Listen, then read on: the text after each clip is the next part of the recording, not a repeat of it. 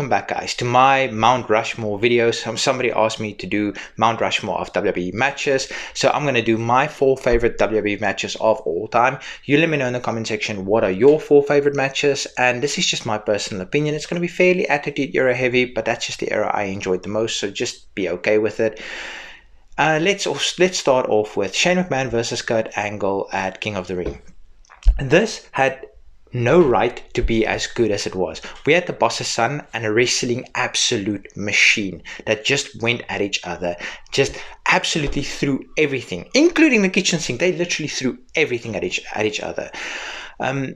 Brawling backstage, the glass segments, watching it back now as an adult, it's a little bit of a tough watch, but it's so important to just cement how tough Shane McMahon actually was. He was the boss's son, yes, but he was incredibly tough, tougher than most men walking the face of the earth.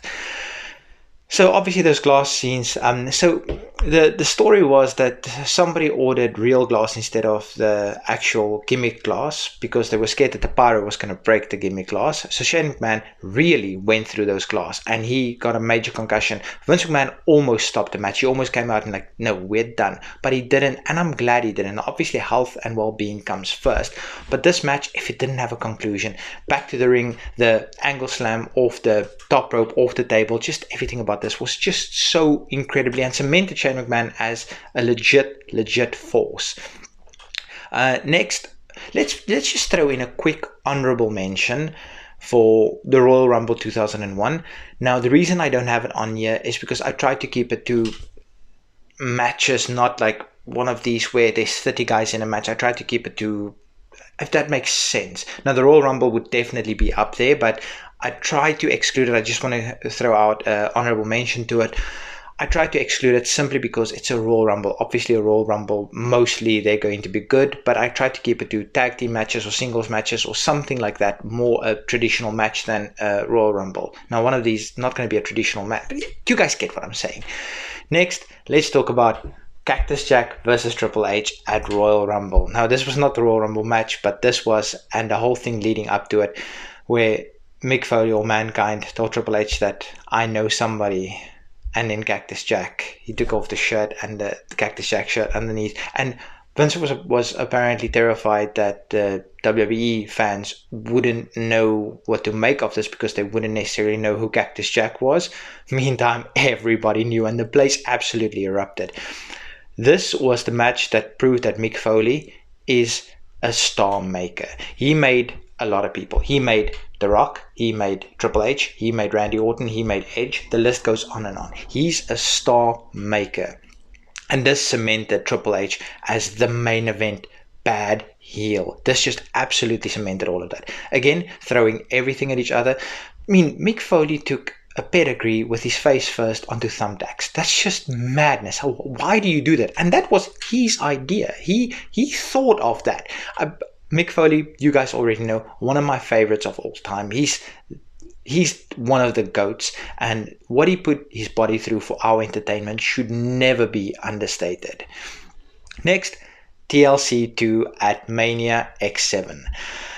So, Hardys had ladders, Dudleys had tables. What am I saying? So Edge and Christian, they also had to come up with some kind of gimmick. So they came up with, why not make chairs our thing? So we obviously had the triangle ladder match, which was just incredible.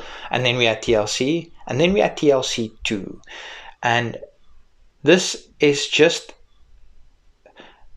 it's 100 car wrecks in a row in the best possible situation, in the best possible way.